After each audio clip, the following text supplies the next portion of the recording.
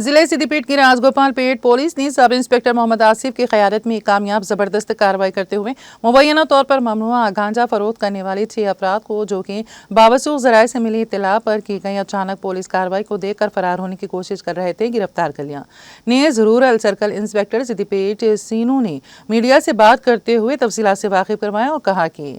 نیگنور منڈل کے موزے رامپور کے مقامی بس اسٹینڈ کے عقب میں موجود خالی جگہ پر مبینہ طور پر 6 افراد جن کی شناخت راج شیکھر ریڈی، جی پروین، نریش رام ریڈی، راکیش اور راج کمار کی حیثیت سے کی گئی ہیں، سدی پیٹ اور دوسرے مقامات پر مخفی طور پر گانجا فروخت کرنے کی غرض سے ضلع کومرم بھیم آصف آباد کے کیرامری منڈل کے جادو سندیپ روی سے 20,000 روپے مالیت کا